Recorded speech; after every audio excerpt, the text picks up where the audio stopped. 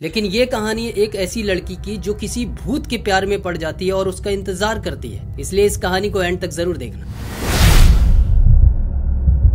ये कहानी 1990 की ऋषिकेश में रहने वाली एक लड़की की जिसका नाम होता है वंशिका। वंशिका देखने में बहुत ही खूबसूरत होती है, उसके बाल बहुत ज्यादा खूबसूरत होते हैं। ऋषिकेश में उस टाइम पर इतना ज्यादा पढ़ाई के लिए कुछ होता नहीं है, इसलिए उसके माता पिता उसे देहरादून ले जाते हैं। देहरादून में उसकी पढ़ाई शुरू हो जाती है और एक गर्ल्स हॉस्टल में उसका एडमिशन करा देते हैं जहाँ पर वो रहती है। अब वंशिका की पढ़ाई ठीक ठाक चल रही होती है और वंशिका की रूममेट्स भी 2-3 होती हैं। तो वंशिका की रूममेट्स एक दिन बताती हैं कि ये हॉस्टल जो है, इस हॉस्टल में भूतों का साया है, ऐसा कई लोग यहाँ पर बताते हैं। और ये भी बताया जाता है कि इस हॉस्टल को कब्रिस्तान के ऊपर बनाया गया है और ये किसी अंग्रेज ने बनाया था। ऐसी बहुत सारी भूतों से रिलेटेड बातें वंशिका को उनकी फ्रेंड बताती हैं, लेकिन वंशिका इन सब बातों को मानती नहीं है, वो अपने काम में लगी रहती है। एक रात वो आती है जब वंशिका के सारे रूममेट सो रहे होते हैं और वंशिका भी उसी रूम में एक जगह पर सो रही होती है। उस दिन वंशिका ने अपने बाल खुले छोड़ रखे थे और शायद आपने ऐसा कभी सुना हो कि लड़कियों को रात को बाल खोल कर नहीं रखने चाहिए। तो वंशिका जब सो रही होती है तो उसे एहसास होता है कि कोई उसके बालों पर हाथ फेर रहा है। तभी वंशिका कहती है कि मम्मी मुझे सोने दो, मुझे परेशान मत करो।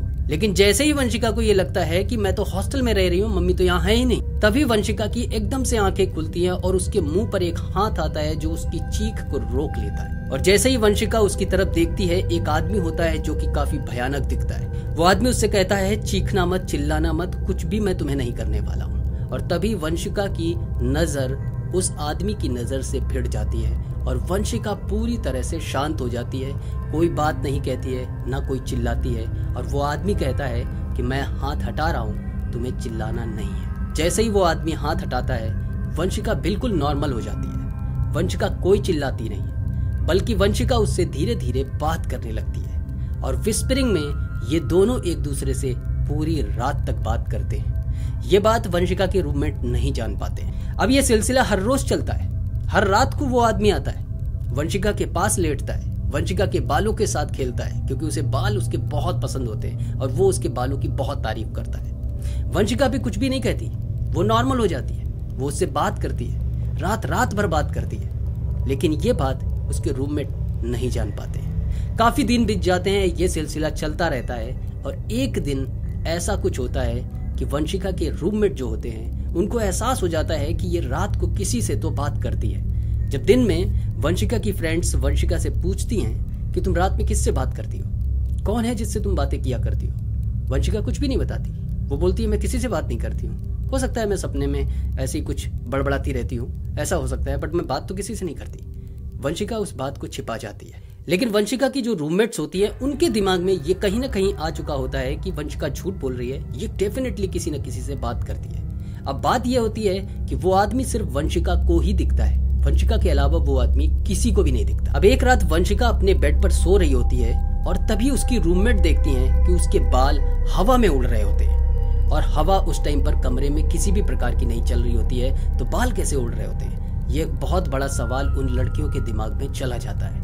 जब वो लड़कियां आपस में डिस्कस करती हैं, क्योंकि उससे पहले तो वो समझ ही गई थी कि ये वंशिका के कुछ हाव भाव अलग हैं। ये रात को बड़बड़ाती है, बातें करती है, कुछ भी बताती नहीं है और कुछ तो ऐसा चल रहा है जो ये हम सबसे छिपा रही है। और जब वो लड़कियां ये देखती हैं कि उसके बाल रात में हवा में उड़ रहे हैं जहां पर कोई हवा ही नहीं चल रही है, तो उन लड़कियों को कुछ ना कुछ डाउट होता है और सुबह वो सारी लड़कियां अपना प्लान बनाती हैं और पूरे 1 से 2 दिन में वो फ्लैट, मतलब वो रूम छोड़ देती हैं, सब आस पास के रूम में शिफ्ट हो जाती है। अब वंशिका उस रूम में अकेले रह रही होती है और ये कारवां हर रोज चल रहा होता है। वो आदमी हर रोज आता, वंशिका के साथ मिलता, बातें करता, उसके बालों के साथ खेलता और यही सब कुछ चल रहा होता है। तभी एक दिन वंशिका के माता पिता वंशिका से मिलने हॉस्टल आए होते हैं और हॉस्टल की सारी लड़कियां वंशिका के माता पिता को उसकी सारी बात बताते हैं कि ये रात को अकेले किसी से बात करती है, ये मतलब इससे कोई, इसके बाल जो है वो हवा में उड़ते रहते हैं, ऐसा सारा कुछ उसके माता पिता को बता देते हैं। उसके माता पिता वंशिका को ले जाकर एक बार्बर के पास जाते हैं जहां पर उसके बाल कटवाने का पूरा प्लान होता है।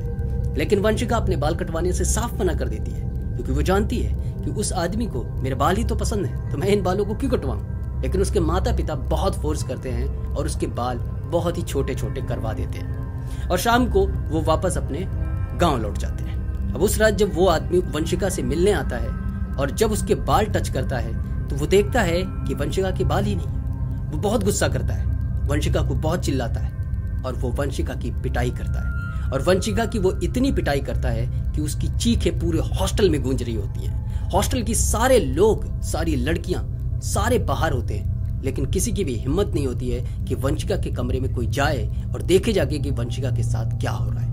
और वंशिका की चीखें पूरे हॉस्टल में गूंज रही होती हैं। अब जब सुबह होती है, वंशिका के कमरे से कोई आवाज नहीं आ रही होती है। सारे लोग जाते हैं, दरवाजा तोड़ते हैं, वंशिका के कमरे में पहुंचते हैं तो देखते हैं वंशिका जमीन पर पड़ी होती है लथपथ। उसके हाथ पैरों में बहुत ज्यादा स्क्रैचेस होते हैं, खून निकल रहा होता है। तभी सारे लोग वंशिका को उठाकर हॉस्पिटल ले जाते हैं और वहां पर उसके माता पिता आते हैं। और जब वंशिका पूरी तरह से ठीक हो जाती है तो उसके माता पिता उसे वहां से लेकर अपने गांव वापस लौट जाते हैं। तो ये थी वंशिका की 90s की कहानी, जो डेफिनेटली आपको पसंद आई होगी।